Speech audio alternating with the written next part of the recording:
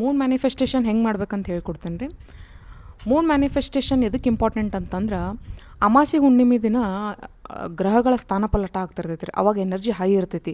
So ನಾವು ನಾರ್ಮಲಾಗಿ manifestation ಮಾಡೋಕ್ಕಿಂತ ಮೂನ್ ಮ್ಯಾನಿಫೆಸ್ಟೇಷನ್ ಇಲ್ಲ ಅಮಾಸೆ ಹುಣ್ಣಿಮೆ ದಿನ ಮ್ಯಾನಿಫೆಸ್ಟೇಷನ್ ಮಾಡಿದ್ರೆ ಅದು ಆಲ್ಮೋಸ್ಟ್ ಒಂದು 80% ಅಚೀವ್ ಆಗ್ಬೋದು ಅಂತ ಹೇಳ್ಬೋದು ರೀ. ಹಾಗಾಗಿ ಮೂನ್ ಮ್ಯಾನಿಫೆಸ್ಟೇಷನ್ ಅಂತ ಅದಕ್ಕೆ ಹೆಸರು ಬಂದಿದ್ರಿ. ಮೂನ್ ಮ್ಯಾನಿಫೆಸ್ಟೇಷನ್ ಹೆಂಗೆ ಮಾಡ್ಬೇಕಂತಂದ್ರೆ, ನಮ್ಮ ಮೈಂಡ್ ಒಳಗೆ ಕೆಲವೊಂದು ಲಿಮಿಟಿಂಗ್ ಬಿಲೀಫ್ಸ್ ಅಂತ ಇರ್ತಾವೆ ರೀ. ಫಾರ್ ಎಕ್ಸಾಂಪಲ್, ನಮಗೆ ನಮ್ಮ ಡ್ರೀಮ್ ಜಾಬ್ ಸಿಗೋದೇ ಇಲ್ಲ, ನನ್ನ ಹತ್ರ ರೊಕ್ಕ ನಿಂದ್ರೋದೇ ಇಲ್ಲ, ನನ್ನ ಹತ್ರ ರೊಕ್ಕ ಬಂದರೂ ನಾವು ಖರ್ಚು ಮಾಡ್ತೀನಿ, ನಂದು ಯಾವುದೂ ರಿಲೇಷನ್ಶಿಪ್ ಚೆನ್ನಾಗೇ ಇರೋಂಗಿಲ್ಲ, ಈ ಥರ ಏನಾದರೂ ಲಿಮಿಟಿಂಗ್ ಬಿಲೀಫ್ ಇತ್ತಂದ್ರೆ ಆ ಪೇಪರ್ನೇ ಬರಿಬೇಕು ರೀ. ಫಾರ್ ಎಕ್ಸಾಂಪಲ್, ನೀವು ಮನಿ ಬಗ್ಗೆ ಮಾಡ್ತೀರ, ಮನಿ ಬಗ್ಗೆ ಬರ್ರಿ, ಜಾಬ್ ಬಗ್ಗೆ ಮಾಡ್ತೀರ, ಜಾಬ್ ಬಗ್ಗೆ ಇಲ್ಲ ರಿಲೇಷನ್ಶಿಪ್ ಬಗ್ಗೆ ಮಾಡ್ತೀರ, ಅದ್ರ ಬಗ್ಗೆ ಯಾವುದ್ರ ಬಗ್ಗೆ ನಿಮಗೆ ಲಿಮಿಟಿಂಗ್ ಬಿಲೀಫ್ ಇರ್ತೈತೆ ಅದನ್ನು ಆ ಪೇಪರಲ್ಲೇ ಬರಿಬೇಕು ರೀ.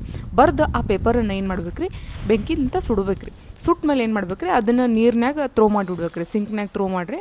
ನೀರೊಳಗೆ ಥ್ರೋ ಮಾಡಿದ್ಮೇಲೆ ನೀವು ಕೈಯನ್ನು ಸಾಲ್ಟಿಂದ ತೊಳ್ಕೊಬೇಕು ರೀ. ಯಾಕಂದರೆ ನೀವು ಲಿಮಿಟಿಂಗ್ ಬಿಲೀಫನ್ನು ಬರ್ನ್ ಮಾಡಿರ್ತೀರ, ಹಾಗಾಗಿ ಸಾಲ್ಟ್ಲಿಂದ ವಾಶ್ ಮಾಡ್ಕೋಬೇಕು ರೀ.